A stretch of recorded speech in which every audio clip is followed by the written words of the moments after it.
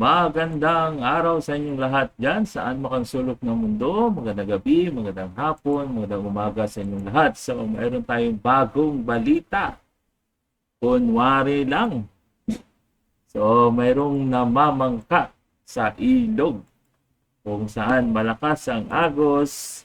Kunwari, hindi umaten, pero tinanggap pa rin yung kunwari lang. Okay, pakinggan natin. Huwag na natin patagalin. Pakinggan natin si Attorney Sal Panelo. Ang lupit ng mga banda nitong mga kaibigan, mga kababayan. Panorin natin. Kaya tingnan mo yung mga nagdadeklara ng independence. Lalo na yung yung isang kapatid ng pinakamataas na opisyal ng bansa. Sino to? Pinakamataas na opisyal ng bansa. Tuloy. Yun ang ginagawa nila. Ayaw nila kunyari, pero they're using the party, the resources of the party, the influence of the party to get votes. Kaya kukunin nila yon, nandun sila sa lineup, pero kunyari magdideklara silang independent para yung mga nandito sa grupo ng Duterte, boboto sila na independent. Ako, Yon ang wag nyo gagawin mga kababayan, lalo na sa mga sulit BBS. So tingnan nyo naman pinagagawa nila ngayon na mamangka sa ilog. So kunwari lang yan, hindi umatin, pero ginagamit lang yan para kunwari, kuha pa rin yung buto doon sa kabila. Kunwari nagsulong, pero kuha rin yung buto dito sa mga Duterte dahil pag hindi nyo yan napansin mga kababayan, yung ginagawa ng iba dyan, na kung sa mga sinasabi ni Sarah ay mga mangga. In English, mango. Okay. So, tuloy mga kababayan. buladas po, bulayin yung mga lelang nyo. So, ayun. So, gusto nyo pakinggan yung buong detalye ng balita nito mga kababayan. So, tara, pakinggan natin para malaman nyo kung anong mga nangyayari sa ating bayan ngayon. Maraming mangga, maraming balimbing, at namamangka sa ilog. Yan yung mga bantayan nyo, mga kaibigan, mga kababayan. Dahil sa panahon ngayon, kung saan malakas, wala nang prinsipyo-prinsipyo yan, mga kaibigan, mga kababayan. So, pakinggan natin yung buong balita mula sa SMNI News. Samantalang hindi pakikipag-alyansa sa sinumang politiko anumang partido ang prioridad ni Vice President Sara Duterte ngayon. Aniya, tinutukoy niya ang pagdepensa sa kanyang opisina. Si Jason Rubrico, magbabalita. Sa pagkikita ni Vice President Sara Duterte at dating bise na si Leni Robredo sa Naga City, lumutang ang posibilidad na magkaroon ng alyansa sa politika sa pagitan ng dalawa. Pero ayon kay VP Sara, na hindi siya handa na makipag-alyansa sa kahit sino mang politiko o anumang partido. Naibahagi nga rin ng bise na tumanggap po siya ng imbitasyon noon mula kay Pangulong Ferdinand Marcos Jr. at dating Pangulong Rodrigo Duterte na sumama sa kanilang partido. Pero aniya, ang pagdepensa sa Office of the Vice President ang kanyang prioridad ngayon. Right now, hindi ako, ang sinasabi ko nga noon, I'm single and ready to mingle. But right now, hindi ako handa na sumama kahit kanino man because kailangan ko muna ayusin at ipagtanggol ang Office of the Vice President. So nandun tayo sa protect the Office of the Vice President na isa sa mga, of course, duties ng Vice President. Wala rin aniyang diskusyon na makipag-alyansa ang hugpong ng pagbabago sa Partido Demokratiko Pilipino o PDP. Pero may payo kaya ang ama ni VP Sara sa kanya sa pagdepensa sa kanyang tanggapan? PRD, talaga, iniisip niyo, magbibigay ng advice yun. Yan, sasabihin lang nun, sapakin mo na yan, suntukin mo na yan, sunugin mo na yan. Ganun. PRD is a jarhead, no? Alam naman natin, lahat yan. So, kung pupunta kay PRD, ang ma-expect mo doon ay galit, sigaw, at volcano eruption, ganyan. Oo, ganyan. So wala siyang advice defending the office of the Vice President. Samantala sa papalapit na filing ng Certificate of Candidacy para sa 2025 midterm elections, may individual ba na kakandidato pagka-senador ang i-endorso ng bise? Sa ngayon, wala. Wala akong Senate slate, wala akong senators. Kasi nga sabi ko, nakatutok kami defending the office of the Vice President. I feel that that is my primary duty right now, to defend the office. Pero we'll see. Malayo pa naman kasi yung kampanya. Sa February pa siya magsisimula. So tingnan natin, baka pagdating noong February, medyo maluwang na and pwede na mangampanya. So, ayun mga kababayan. So, alam niyo na ang gagawin pag mayroon tayong endorso si VP Sara, yan ay iboboto natin straight. Di ba? Di ba, ma'am? Ma'am Inday? Okay, go. Wala rin ani VP Sara ang humihingi ng endorsement mula sa kanya para sa susunod na eleksyon. Sa tanong naman kung tutuloy ba sa pagtakbo sina dating Pangulong Duterte, Davao City Mayor Sebastian Duterte at Congressman Paulo Duterte sa midterm elections, narito naman ang sagot ni VP Sara. Naku, hindi ko alam. Basta naririnig ko lang siya sa mga grupo nila, mga tao na nakapalibot sa kanila na tatakbo daw, naghahanda, tumakbo. Hindi ko lang alam kung sasabay-sabay silang tatlo.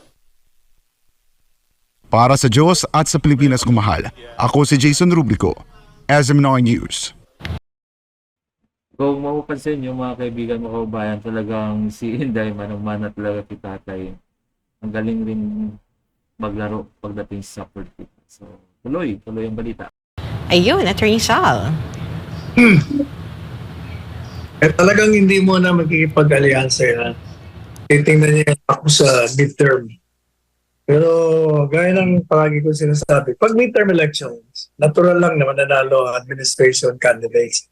Ang sigurong pag-usapan natin, although, kumbaga, foregone conclusion na rin, kahit na anong gawin mo, talagang lalabas at lalabas kasi nga, yung majority ng mga elektorado ay kulang sa formal na edukasyon. Kaya kayang ma-influensya, mabili, padala sa utang na loob, padala sa mga gimmick ng mga politiko.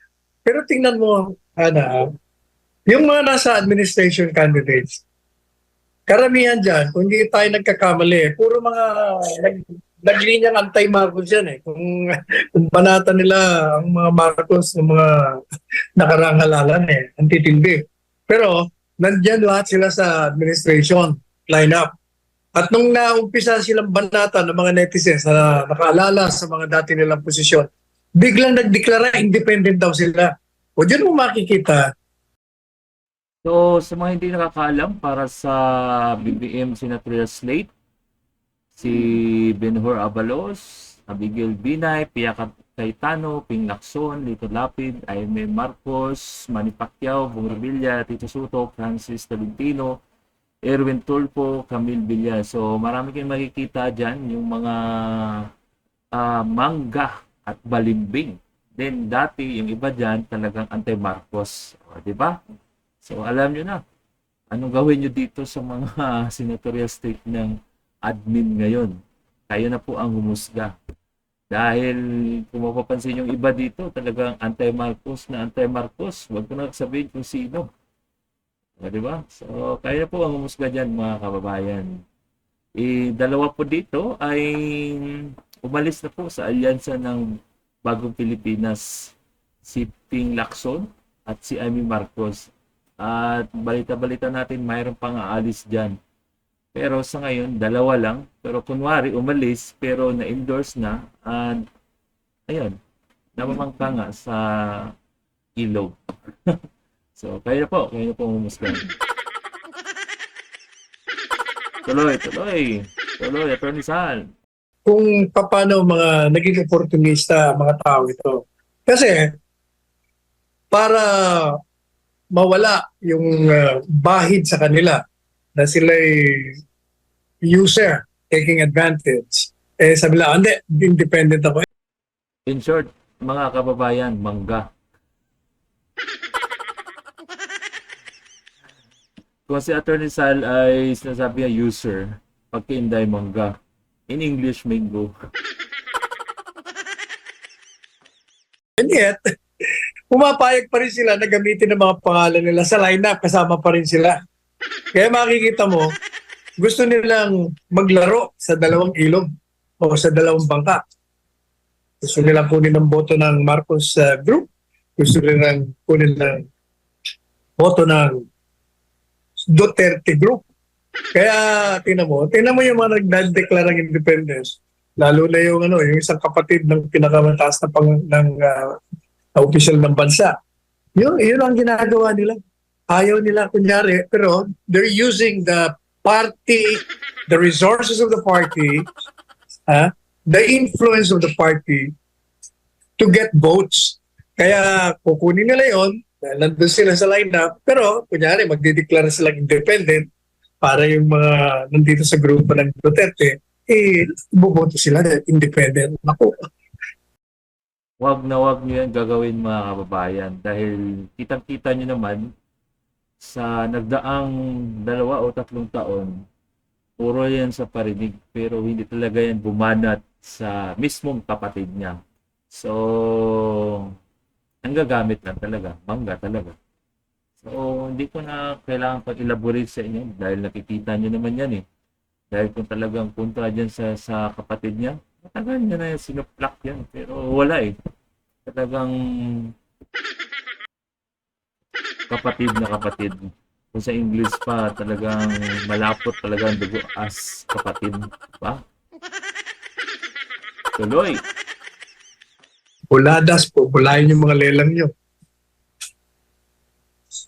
Alam mo, Attorney Sal, gaya nung diniscuss natin kanina, Attorney Sal, yung votes para sa Senate, So, what we are seeing right now is yung mga ipapanalo, na gusto mapanalo ng administrasyon, yung magiging katuwang nila sakaling i-push nila yung impeachment case laban kay VP Sara. Pero pagdating sa panahon na yung Attorney Sal, labanan din ng prinsipyo Eto, Attorney Sal, kung nagkaroon ba ng gamitan sa panahon ng eleksyon, makikita din yung pagtatayo ng mga senador ng kanilang prinsipyo pagdating sa impeachment case si VP Sara. Ano sa tingin mo, Attorney Sal?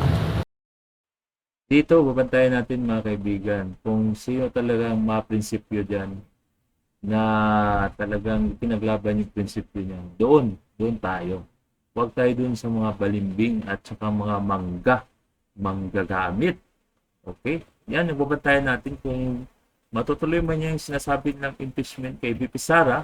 So, makikita at makikita natin dyan dahil sa nangyari nga sa QGC, nakikita nga natin doon sa dami-dami ng mga natulungan ng QGC, ng SMNI, lalo na si Pastor, wala. Pagdating sa wala talaga tayong nakikita. So, yon talagang mangga talaga sila mga kababayan. So, tuloy. Kaya tingin ko dyan, gaya-gaya, dahil naglalaro sila. Ang mahalaga sa kanila, manalo sila. Pag nanalo na sila, pwedeng iba na naman ang posisyon nila. Depende. Kung sa tingin nila, mas mabuti na sila'y mag-convict, magko-convict sila. Kung mas mabuti na mag-absuelto sila, mag-absuelto sila. Samantala, hindi pakikipag